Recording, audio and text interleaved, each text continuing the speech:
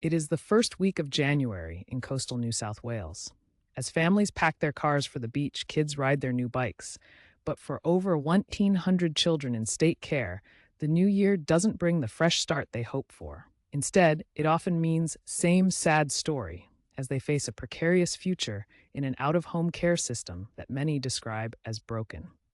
Welcome to our podcast, Kids in Care New Year, Same Sad Story. Today, we are unpacking the heartbreaking yet urgent realities faced by children in New South Wales who are living in out of home care. These children wake up in emergency accommodations, high cost group homes, and sometimes even worse. Some are forgotten, their voices unheard as they navigate a system designed to protect them, but often ends up letting them down. The backdrop of New South Wales appears sunny and bright as we hear the distant crash of waves and the chatter of beachgoers enjoying their summer days. Yet, for these children, their daily lives read like a series of unfortunate events. Living with strangers in chaotic environments, waiting endlessly for caseworkers who rarely show up. Imagine being a 13-year-old, navigating this emotional turmoil alone with no consistent adult to turn to. That sounds harrowing, but let's dive a bit deeper into what it means to be in these emergency and transitional placements.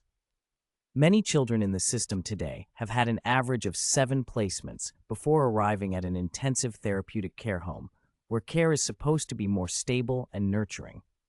Surprisingly, some have bounced through as many as 26 different addresses. Can you even imagine that level of instability? It's unfathomable, really.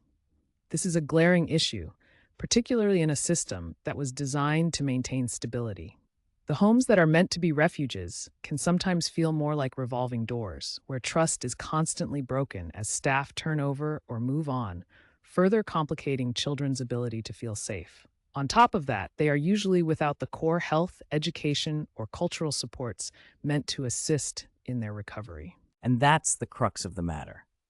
The recent inquiry by the Ombudsman revealed that many children in these homes still lack basic health care, education plans, and the cultural support they deserve, all crucial elements for helping them heal from the trauma many have experienced. Instead of having a fresh start each new year, they might only experience another cycle of uncertainty and fear. Right. And the inquiry doesn't just highlight issues, it poses a critical question about safety in these homes. While children are moved into care for their safety, are they really safe once they get there? With reports of children living together who have domestic violence orders against one another, one has to wonder whether we are truly protecting them from harm. It's a tragic paradox. The intention of out-of-home placements is to provide immediate safety, yet the reality can be quite the opposite due to overcrowded conditions and staff shortages. The system's design is meant as a temporary intervention, introducing children to more home-like settings over time. Still, only a tiny fraction, in fact around 5%, actually transition down to stable placements. The statistics are staggering. While kids are in these homes, they can find themselves waiting endlessly for placements that suit them better, impacting their education and mental health. As many as 77% of referrals for needed placements are rejected for one reason or another. Imagine the toll that takes. For each rejection is like another week a child spends in hotel rooms or short-term emergency setups without stability. Indeed, and each placement change raises the stakes even higher. Research shows that instability directly affects a child's ability to meet standard developmental milestones. Missing opportunities in education, socialization, and health ultimately steals pieces of their future. This is not just data. It's the reality lived day in and day out by children who long for the care and consideration that any child deserves. As we started this conversation, it's critical to keep shining a light on these complexities and the inherent human cost behind the numbers.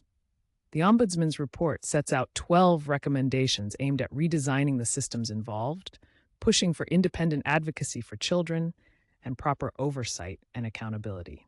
And we can't overlook that children with lived experiences have also spoken out on what they want from the system.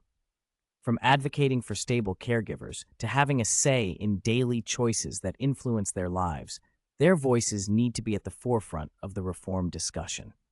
They deserve the right to feel heard and valued as essential pieces of their own story. I love that you mentioned that. Children crave the ability to make simple choices that many of us take for granted. Choices about what to eat or how to structure their free time can significantly impact their sense of agency. And it's in those little decisions where empowerment can take root, building a sense of ownership over their lives, which is crucial for their path to healing. That empowerment extends beyond daily choices to ensure genuine reform takes place. For communities listening right now, there are concrete ways to engage and support these children. We encourage everyone to educate themselves on local stories, advocate for true reform rather than just cosmetic changes, and support mentorship initiatives or educational programs that benefit kids leaving the system. Absolutely. And let's not forget the importance of fostering conversations around safe, stable, trauma-informed care. Community members considering options like foster care or kinship care have a vital role in providing secure environments that these children desperately need. It's a collective responsibility, and every one of us can play a part in shaping a brighter future for these children. By listening to their needs and advocating for real change, we all contribute to a potential new story where kids in care doesn't have to mean sad story. As we wrap up today's discussion, the challenges ahead are daunting, but the path forward is embedded in accountability and empathy. Our hope is that by exposing the realities and facilitating conversations around care, we ignite not just awareness, but action within our communities. Exactly. Let's keep this conversation alive, advocates ready, and continue reaching for a future where every child in care feels seen, valued, and safe. Thanks for joining us today, and we hope you'll take these stories with you into your daily lives as sparks for change. Until next time, think about how we can all be part of creating a system that offers hope, healing, and a genuine chance at a safe, stable future. See you soon.